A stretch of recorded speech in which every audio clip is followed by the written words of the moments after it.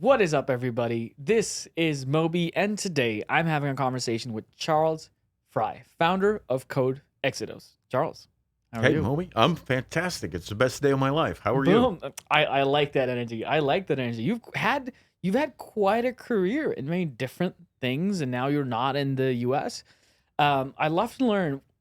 Before you were doing CODE Exitos, is Zengistics the first company that you founded? No, no, it's a great question. And I've got a long history, about 30 years of startup work. In fact, I'd have to think about what the first one was. Zengistics was an interesting opportunity, and I had some business partners who were doing a startup out in Silicon Valley. And to keep the story really compact, they needed an operating company. They were doing a software platform company. Both of these companies have since been sold. Um, so we were building a SaaS platform company out in first Palo Alto and then Sunnyvale, and it was all Valley-based VC money. And we thought strategically we needed an operating company that would actually use the SaaS platform to to produce client work. And so we started Zengistics, which was an operating company, and I think it was 2014. That's how I got to Austin, Texas, because we could start that anywhere we wanted. Austin's just an incredible entrepreneurial community.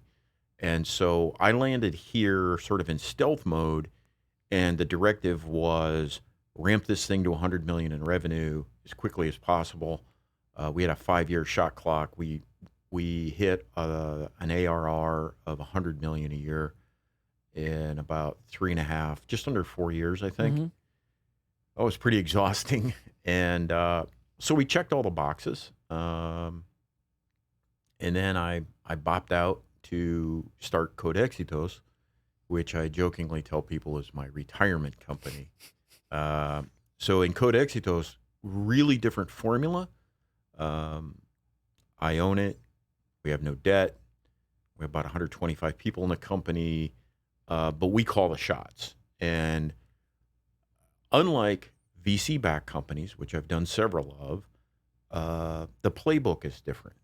So at CODE Exitos, the playbook is substantially different in two ways. The first is we have a public benefit mission, and we're a B corporation. So our public benefit is to discover and enable technical talent in Latin America. And we can talk about that more if you want. And the other thing that we do is we talk about CODE Exitos internally as being a 100-year company. And I don't think statistically there's any chance that I'm going to live to see the 100 years go by. But I've been really uh, surprised, I guess, at how profoundly your thinking changes when you go from the hyper-growth hockey stick VC way of thinking and operating a business to like getting this really gigantic mind space of, hey, this thing's got to last 100 years. And so what I'm doing today has this long tail that I'll never see. So that's what I do now to keep myself happy and engaged. I hear that.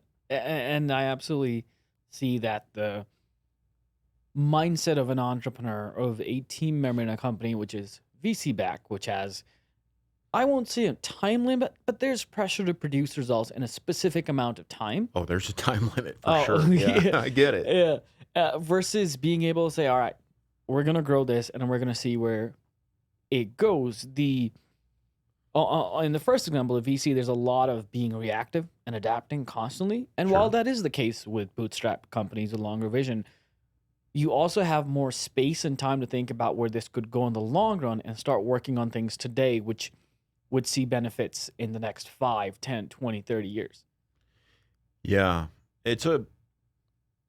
Like I said, it's a different playbook for sure. And I have this list of books that I'll probably never write. So one of those books that I'll probably never write is, uh, I have the title. after the title, I sort of get off track. You're like, this is but exciting. I love it. but I think for a lot of entrepreneurs, I want to challenge the listeners, and I want the feedback and the interaction around this. However you start your business, whether you're bootstrapping it, whether somebody's giving you a $5 million seed round, whether it doesn't matter. I think that VC should stand for venture client or venture customer, because in my experience, looking back, I realized it's like, holy shit, my customers are actually taking a bigger risk on me than the venture capitalists. So venture capitalists, and I've been on that side of the table too, and I invest in businesses. Um, there's a certain amount of understanding that you're going to lose money. Not every bet's going to pay off. So it's in your formula. But when I look at our first customers, and I mean, literally think about customer number one, they bake my promise into their dream building. And it's really profound. Like if my piece of software turns out to be a piece of shit and I negatively impact my customer, that's more harmful, I think, than the VC that says, oh, I have to write this investment off. And right behind customers come my employees, or they're right there at the same kind of level. So I think that I totally get the focus on, oh, I've got to get money because you got to survive. But yeah, so I think about venture clients, venture customers, and venture employees almost before I think about the money guys. I hear that. And I think today a lot of people are coming around to that, especially this week, this month. If you're active on LinkedIn with what people are calling the venture capitalist winner, companies are still raising money, Yeah, companies are still going, yeah, but who are being affected are the employees. yeah. And it's a very different world completely. What's one lesson from the playbook that you used to go from 0 to 100 million ARR in 3 years that you still use in your company right now or train people on? That's a great question. As I was listening to that, Moby, I think the first thing that comes to mind is that every conversation matters. Um, it's in Gistics when we hit that 100 million ARR, and we sustained it. Um, every customer conversation matters. Every employee conversation matters. And so we we had this really wacky way of thinking about how we would capture the important data from being told no, right? So a lot of times when you're selling and you're selling maniacally and you need to close the deal, it becomes very transactional. So a lot of people say no. Okay, great. If you're a salesperson, you've always heard, it's a numbers game. But we wanted to know what we were learning when we got told no. So you didn't just like no, hang up, pick up the phone and dial another one. So I think that I would summarize all that stuff in the slogan of every conversation you have matters, and you have to accept the fact that it matters and embrace that. And I think ultimately you learn from it. You change maybe you change your mindscape a little bit from that. I think that's relevant to both sales people and also executives Oh, at 100%. a company because, in the job of sales is to close, close, close, close. And that learning you get of why a person that you had specifically targeted and started a conversation with, why they said no, even though you had this notion that they're the perfect customer. Yeah. Is it because they're buying from somebody else? You can't solve their problem? Is the pricing too different? Is the service model not something that they want? I agree with you. You learn a lot from those no's, even though they stink. I'm going to go back at another company earlier than Zengistics, and I was part of a really special company called Pillar Technology. great CEO, a guy named Bob Myers. He's a hell of an entrepreneur. You should interview him sometime. Um, and I was the EVP of corporate development. So I ran the sales team, client facing activity. And we got on a call with a senior executive at the Nielsen Company. And I'm sorry I can't remember this guy's name because I owe him a shout out. I've thought of this conversation many, many times. So we were running and gunning, jump on the call. You know, I'm the big exec to get on the call with my account exec. And the guy asked, you know, good questions. And we got to the summary, and he asked me a question that's almost exactly what you were talking about, Moby. He asked me, he said, Charles, what about the Nielsen Company makes you believe that we would be the ideal customer for you? And I remember clearly thinking about even telling you the story now, a cold sweat ran down my back because I hadn't done my homework. I hadn't thought about it that deeply. And it was just a killer question. And I forget whatever crap I made up at the time. And we got done, and he was very professional and very polite. And I hung up and I looked at my sales team and I said, guys, I just blew that because we didn't invest the thinking.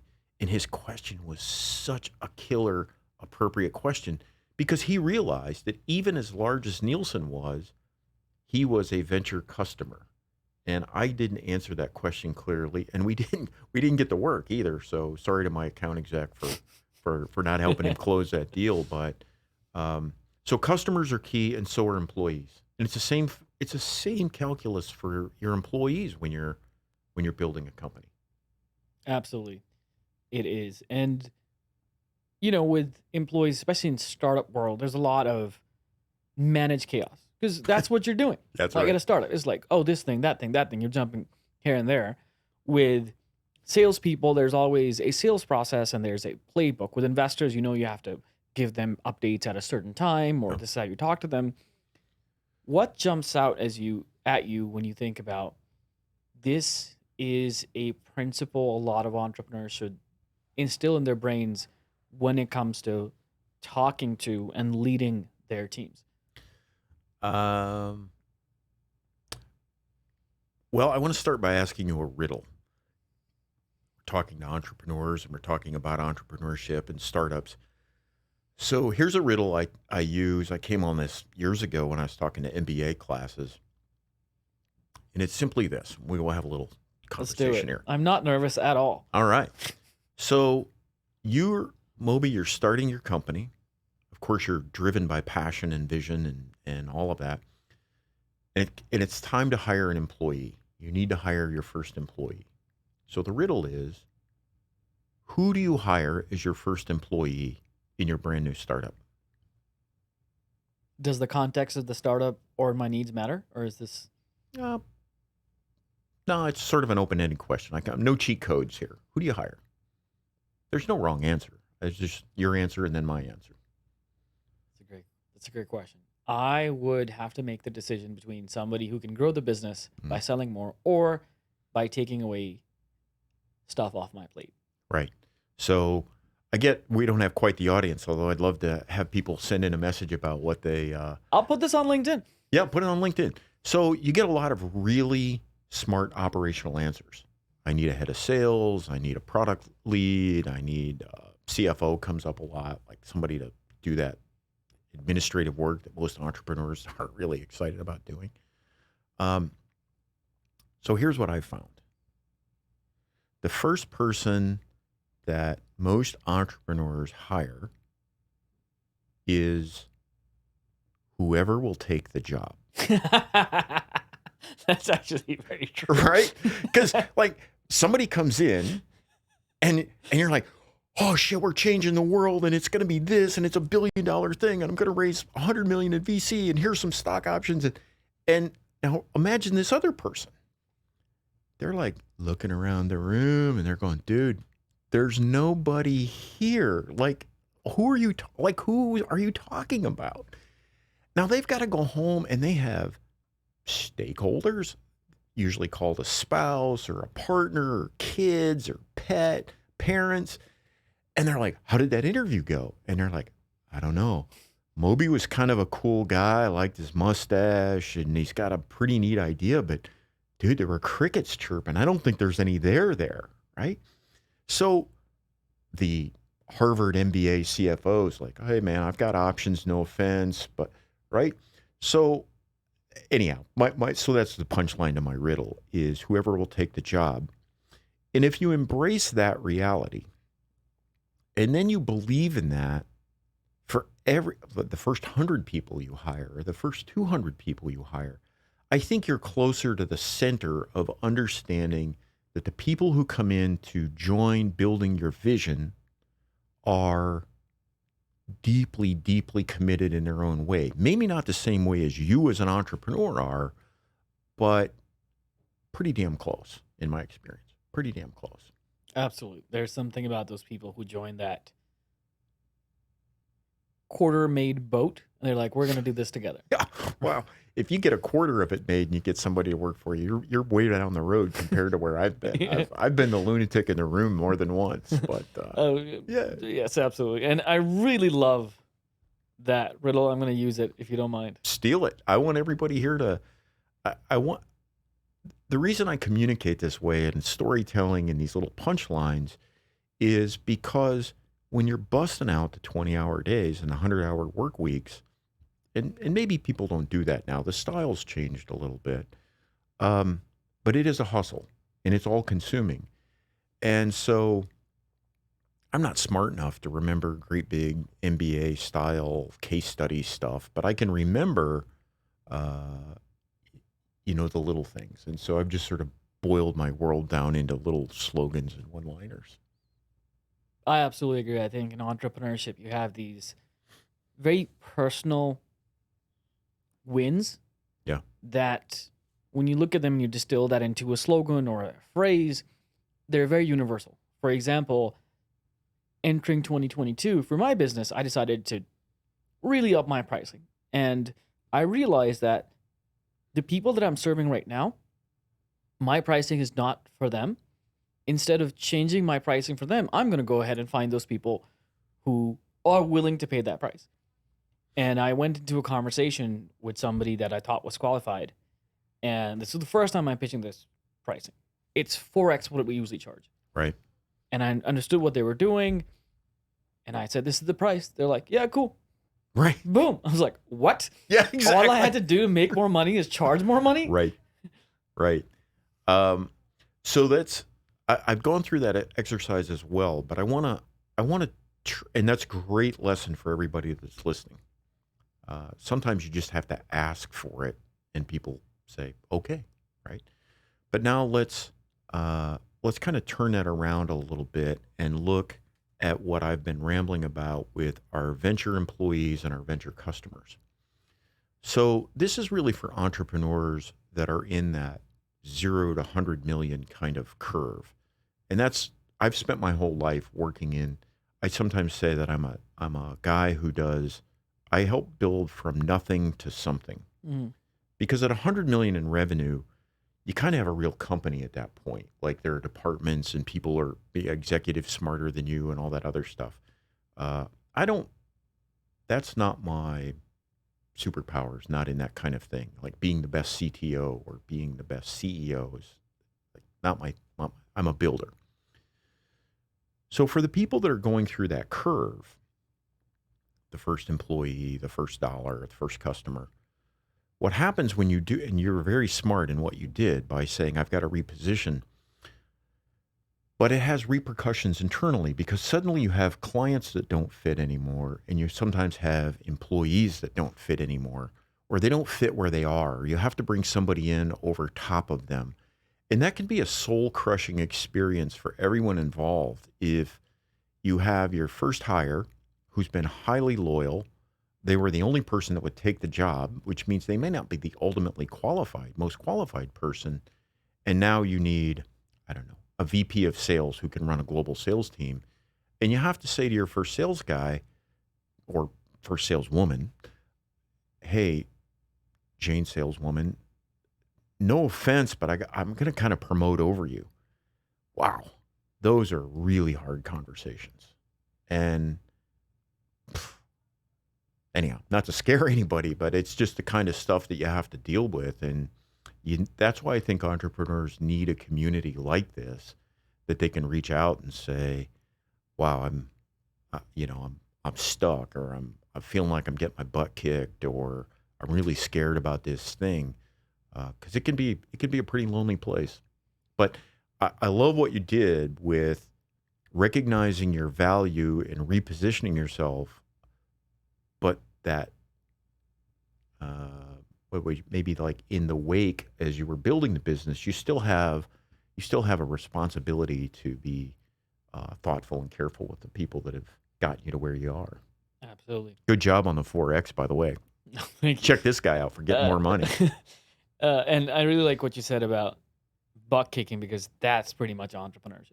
That every day is another kick in the butt and a lesson and a way to improve. It reminds me of the book "The Obstacle Is the Way" by Ryan Holiday. I'm a huge Stoic fan. Oh yeah, brilliant, brilliant. And I really like that you go through something hard, and that becomes the path.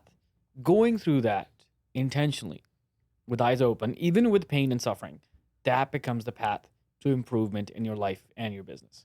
Yeah, and I don't know if I'm quoting this out of the book. I apologize for stealing uncredited material, but it's not about how you get knocked down. It's about how you get up. And I think you have to, if you're making the decision, if you're trying to make the decision, if you want to start your own company and you're on that sort of that knife edge of like, hey, I'm going to quit my day job and go all in on this, you're going to get knocked down. You're going to get your butt knocked down. And you have to determine that you're going to get back up. And I think that's why you see so many competitive people start companies, whether, you're competitive sports. I used to race badly, motorcycles. I mean, you're going to wreck. You're going to get busted up. You're going to get knocked down, but you've got to get back up. And so it's not about getting knocked down. It's about how you get back up. Absolutely. For the tail end of this interview, Yeah. um, I would love to hear a story from your experience going from 0 to 100 million ARR, because that is the dream for so many entrepreneurs. What is one key lesson that you like to share with people who are listening, who are maybe at 20, 30, 5 million, and they're stuck and they're like, I don't see how I can possibly grow this beyond without metaphorically killing myself? Yeah, well, you don't want to metaphorically kill anybody in the process. So you have to get your headspace to where you can be at peace with that. Like the one story, uh, I think again, it comes back to some really simple things like 1% every day. You can't eat the elephant all at once. So you have to just set the target and go after it. I'll leave you with 9 words that I've managed several companies around, and these seem to be universal management tools. Uh, and you can take these 9 words and you can boil them down to 3. So I'll go out on this story for you. All right. Um, know the focus, spread the message, keep the faith. So of course, those are 9 words. The 3 words are focus, message, faith. And I think every entrepreneur can build around those words. Do you have a clear mission that you articulate to your team, and can your team articulate it back? That's your focus. How we give messages every day. We're giving an explicit message now, but how we treat people, how we react to customer problems, all of those are sort of silent messages. So maybe the message thing now today would be called, what's our culture like? But what is all the messaging? Is it positive messaging or is it toxic messaging? And as a leader, you have to manage the right kind of messaging. And then people have asked me like, okay, well, so then what's the faith thing? And I'm like, look, sometimes it's just all going to go to shit. It's not going to feel like a good day. It might not feel like a good week. I've had times where it's not been a good month. But then you have to look inside and say, am I really on the right track? And that's what I mean by faith. Do I feel like, maybe I need a break, maybe I need some self-care, maybe my employee needs a break or a sabbatical. But I've always found that I can troubleshoot almost every problem around figuring out, is it an issue of focus, message, or faith? And so that's my story. Know the focus, spread the message, keep the faith, and you'll get to your goal eventually. Love it. Especially the part about keep the focus. There's a lot of times where we, as entrepreneurs, we have chosen to build something specific. Yeah. And we've chosen that, but there's also random ideas for different products, different services, Yeah. different startups, this thing, that thing. And saying no and just laser focusing on something which may not work for a while. Because it won't work for a while. In the start, you will just lose and lose and lose. That's another conversation. We can talk about the mythical pivot. Every time I cringe every time I talk to an entrepreneur, whether I'm going to invest or help them or coach or even work for them, and they talk about their pivots. I'm like, oh man, you're just covering up for a mistake. Call it what it is. But we'll do that another time. Yeah. Moby, it's been great talking to you. Absolutely. Thank you so much. And I've actually done the mythical pivot many times. We all have. Just don't be proud of it. Right? Charles, thank you so much for joining us today. Yeah, I loved it. Anytime. And I look forward to hearing whatever feedback we stimulate with this conversation.